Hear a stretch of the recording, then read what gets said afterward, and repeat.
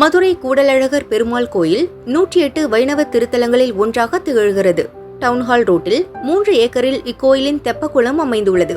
கோச்சடையிலிருந்து கிருதுமால் நதி மூலம் தெப்பக்குளத்திற்கு கால்வாய் வழியாக தண்ணீர் வந்தது. 1960ஆம் ஆண்டு வரை வண்டியூர் மாரியம்மன் கோயில் தெப்ப திருவிழா போல் இந்த கோயிலுக்கும் தெப்ப உற்சவம் தண்ணீர் நிரம்பிய தெப்பக்குளத்தில் கோலாகலமாக நடந்து வந்தது. அதன் பிறகு தெப்பத்தில் தண்ணீர் இல்லாமல் தெப்ப உற்சவம் தரையில் நடத்தப்பட்டு வருகிறது. பெருமாளுக்கு சுத்தமான கோவில், பெருமாளுக்கு சுத்தமான கோவில். நாங்கள் 40 வருஷம் நடத்திட்டு வரோம். பாய்கிட்டு செய்கிறாரு. இதுக்காக இருக்கிற பாய்கிட்டு ஒரு தலைகதை ஜாதி மதம் பார்க்காத ஒரு திருவிழா அது. பெருமாள் தப்பக்கம் திருவிழா அது. நாங்கள் பார்த்து செய்கிறோம். திருவிழா பார்த்து செய்கிறோம். மதுரையில் இந்தியாவிலே தமிழ்நாட்டிலே கோவில் திருவிழா முழு சேர்ந்து செய்கிறது ஒன்று தான்.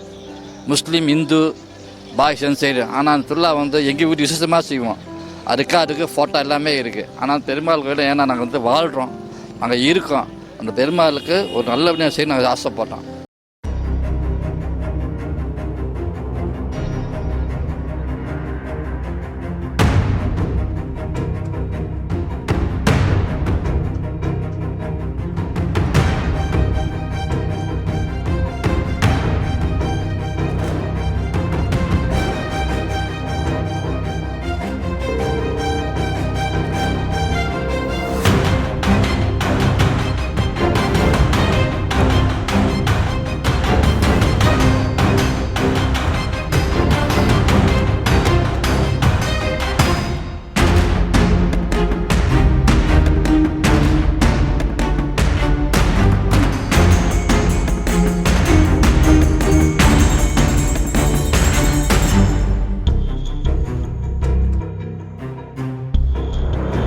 ஆயிரத்து 1980களில் தெப்பக்குளத்தை சுற்றியுள்ள பகுதிகளை கோயில் நிர்வாகம் வியாபாரிகளுக்கு வாடகைக்கு விட்டது. அவர்களில் சிலர் தெப்பக்குளத்தை சுற்றி 4 திசைகளிலும் குளத்தை சுற்றி எலக்ட்ரானிக் பொருட்கள் விற்கும் கடைகள், சர்வீஸ் அண்ட் சேல்ஸ் கடைகள் என 108 கடைகள் செயல்பட்டு வந்தது. தெப்பக்குளம் மற்றும் தெப்பத்தின் படிக்கட்டுகள் கூட ஆக்கிரமிப்பு ஆக்டோபஸ் கரங்களுக்கு முற்றிலும் சென்றுவிட்டது. தெப்பத்தை சுற்றி குப்பையும் கொட்ட ஆரம்பித்தனர். சிறுநீர் கழித்தனர். தெப்பக்குளமே குப்பை கூலமாக மாறியது. நான் ஒரு 15 வருஷம் ஆட்டோ ஓட்டுறேன். இந்த பக்கம் துருநாட்டு ரொம்ப வீசுது. தெப்பம் க்ளீன் பண்ணுறேன்னு சொன்னாங்க, அது பண்ணவே மாட்டேங்காங்க. மழை நீர் கரெக்டாக பண்ணியிருக்காங்க. அதுக்குள்ளே சாக்கடை கலந்து ரொம்ப மோசமாக உள்ள நாற்றம் இங்கே அதிகமாக இருக்குது. அதை நீங்கள் கொஞ்சம் சொன்னீங்கன்னா சரி பண்ணிங்கன்னா நல்லாயிருக்கும்.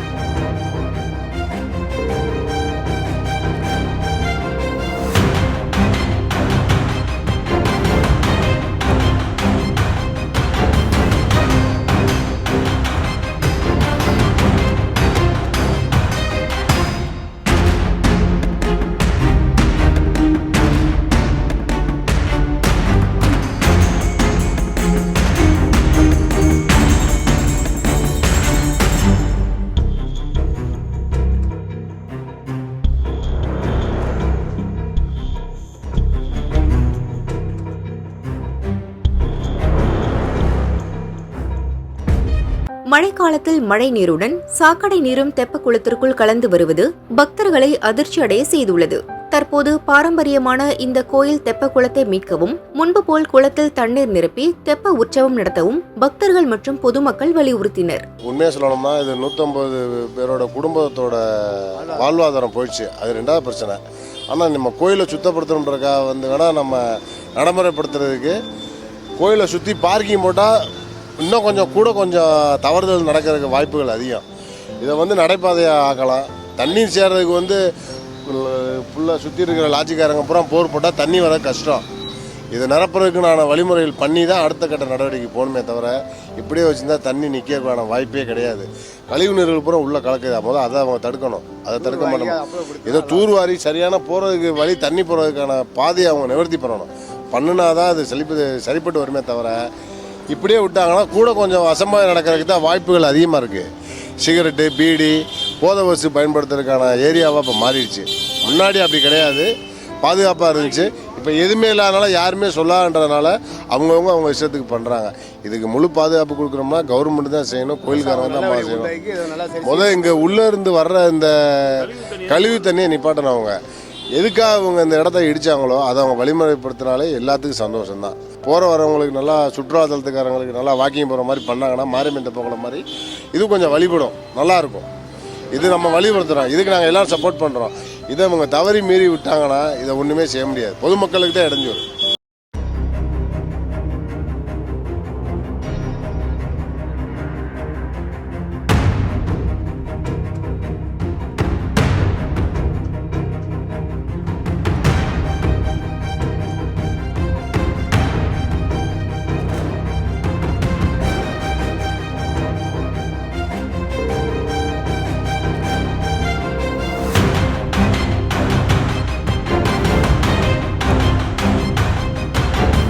அதைத் தொடர்ந்து ஆக்கிரமிப்பு கடைகளை அகற்றும்படி கோயில் நிர்வாகம் நோட்டீஸ் கொடுத்தது.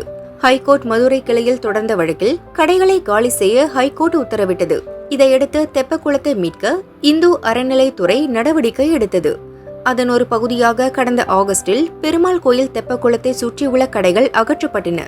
ஆக்கிரமிப்பு கடைகள் உச்சநீதிமன்ற உத்தரவின்படி 11/8/2025 அன்று அகற்றப்பட்டு இப்பொழுது தெப்பக்குளமானது திருக்கோயில் நிர்வாகத்தின் கீழ் கொண்டு வரப்பட்டிருக்கு.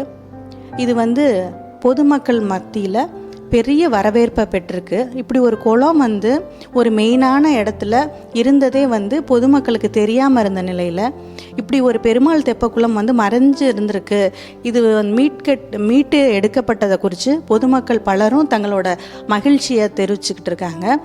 நாங்களும் திருக்கோயில் நிர்வாகம் சார்பாக துரிதமாக நடவடிக்கை எடுத்து எப்படி இப்படி இந்த ஆக்கிரமிப்பை நாங்கள் நீக்கணுமோ அதோடு மட்டுமல்லாது அந்த திருக்குளத்தை செப்பனிட்டு, அதாவது தொன்மை மாறாமல் அதை புதுப்பித்து நாங்கள் மக்களுக்கு வழங்கி தெப்ப திருவிழாவை சீரும் சிறப்போடும் நடத்துவோம். தெப்பக்குளத்தின் உள் இப்போ கழிவு நீர்லாம் வந்துட்டுருக்கு. இதை தடுக்கிறதுக்காக ஆக்கிரமிப்பை அகற்றும் முன்னாடியே மதுரை மாநகராட்சி ஆணையரிடம் திருக்கோயில் நிர்வாகம் சார்பாக மனு அளிக்கப்பட்டிருக்கு.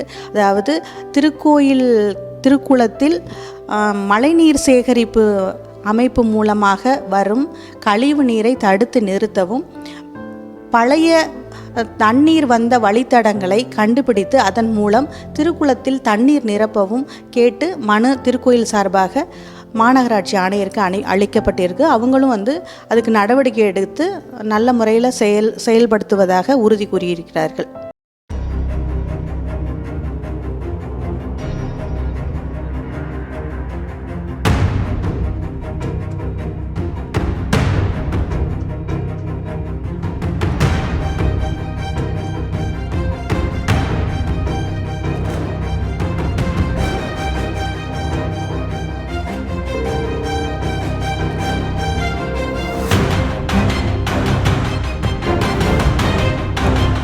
தெப்பக்குளத்தை மீட்டு மாநகராட்சியுடன் இணைந்து பழமை மாறாமல் பராமரிக்கவும், வண்டியூர் மாரியம்மன் தெப்பக்குளம் போல் நிரந்தரமாக தண்ணீர் தேக்கவும் அறநிலைத்துறை நடவடிக்கை எடுத்து வருவதை பக்தர்கள் வெகுவாக பாராட்டினர்.